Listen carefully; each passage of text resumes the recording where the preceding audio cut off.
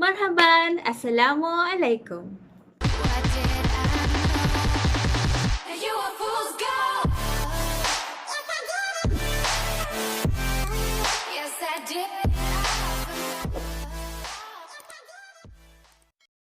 Mabuhay mga daiz, it's me again, Inday Ana, all the way from Saudi Arabia.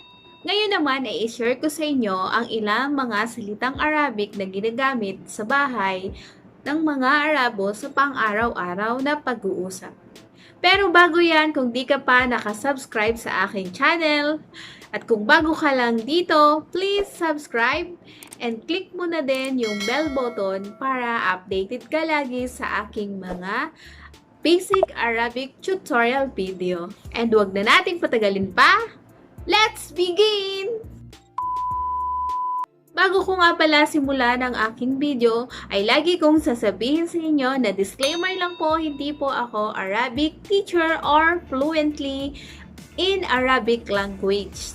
So, ang lahat po ng isinishare ko sa inyo ay based lang talaga sa aking mga natutunan dito sa mahabang pagtatrabaho ko sa aking mga employer or dito sa Saudi Arabia. Kung meron man po akong mga kamalian or mga hindi magandang pronunciation is yun po yung nalalaman ko at yun lang po yung binabahagi ko sa inyo. Lagi po nating tandaan na maraming klaseng salita ang Arabic.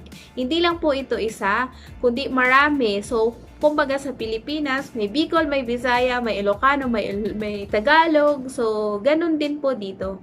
Kaya iba-iba po ang pronunciation ng mga salitang Arabic. Ang isinishare ko lang po sa inyo is yung pang-araw-araw na ginagamit namin dito sa loob ng bahay. Huwag na nating patagalin pa. Simulan na natin. So, meron ako ditong listahan and syempre, para hindi ko naman makalimutan and para maganda yung pag-share ko sa inyo ng aking mga Arabic tutorial. So, lahat po ng aking tinuturo ng Arabic sa inyo ginagawan ko ng listahan. Para naman po maging maayos yung mga salita na sasabihin ko sa inyo. So, ang unang salita ng Arabic na ituturo ko sa inyo is tawil. Tawil. Tawil is, it means mahaba. Pwedeng mahabang buhok. Pwedeng mahaba ang pasensya. So, tawil. Mahaba. And at sunod, ang opposite naman ng tawil is gasir. Gasir. So, gasir is maikli. So, maikling buhok or maiksing pasensya. And next naman is kabir. Kabir is malaki. So, pwedeng malaki ang iyong puso. So, kabir is malaki and sakir is maliit. And next is dubba. Dubba. Dubba. Dubba is mataba. Sorry naman sa mga matataba dyan. Peace po tayo. Dubba is mataba. And next, opposite naman po ng dubba is nahip.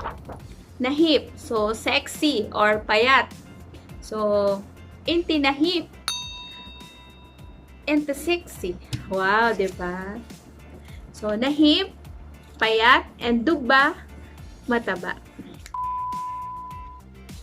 Next is masaya, Said. Masaya, happy, Said. Said. And opposite naman po ng masaya is malungkot, Zaalan. Zaalan. Zaalan. So, malungkot, Zaalan. Pag ako naman, pag ako malungkot, sasabihin nila sa akin is, Intilis, Zaalana. Bakit ikaw ay malungkot? So, yun. And pag masaya naman, Eid Milad Said. Eid Milad Said. Maligayang kaarawan. O, diba? So, next, malamig. So, malamig is barid. Barid. Barid. The water is cold. So, moya barid. Almoya barid. Almoya barid. Mainit. Opposite ng barid is hot. Mainit.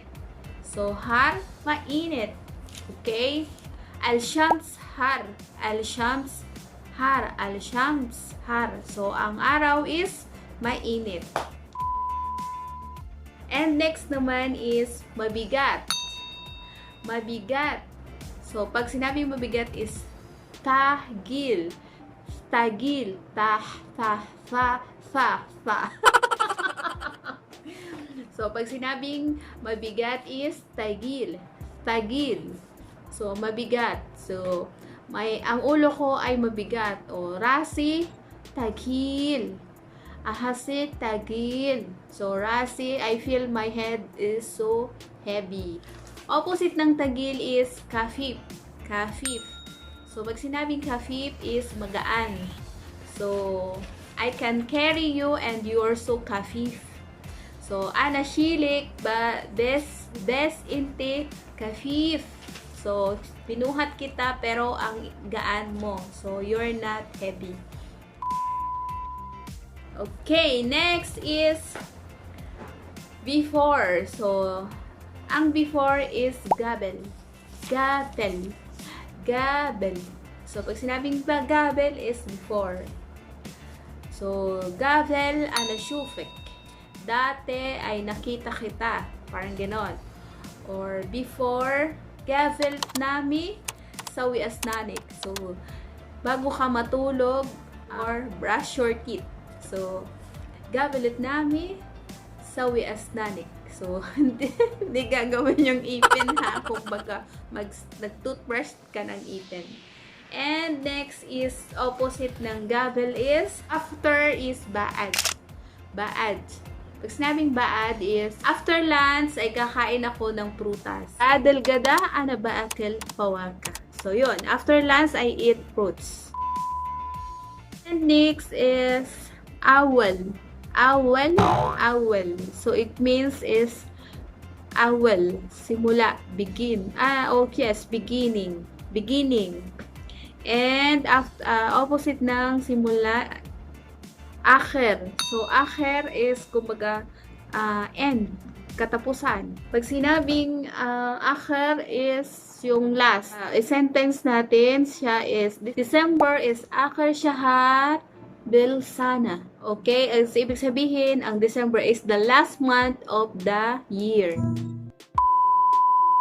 Okay? And next is fadi. Fadi, ibig sabihin ng fadi is walang laman. So, kasa padya. So, kasa lagi fadi. So, ang baso ko ay walang laman. And opposite ng fadi is milyan. So, kasa hagi milyan moya. So, ang baso ko ay puno ng tubig. So, kasa hagi milyan el moya. So, next is jadid. Jadid is bago or new. So, my bag is jadid or new. So, shanta hagi jadid. And next is gadim. Gadim. So, gadim is bag ko ay luma. So, shantahagi gadim. Gadim. Shantahagi gadim. Ang bag ko ay luma. Shantahagi jadid. Ang bag ko ay bago. Okay? So, that's it for today. Sana ay nabigyan ko muli kayo ng konting kaalaman ng ilang mga salitang Arabic. Kung may natutunan ka sa video na ito, just comment down below kung ano ang natutunan mo. And don't forget to like, comment, and subscribe to this video for more updates. Muli, ako nga pala si Inday Ana, na nagsasabi lagi sa inyo na maging matyaga, maniwala at magtiwala para ang isip natin ay laging payapa. Thank you for watching, guys, and see you to my next video, Arabic tutorial, basic Arabic tutorial, and bye! Thank you for watching. Shukran jazilan. Alaikum. Ma'asalamat. Bye!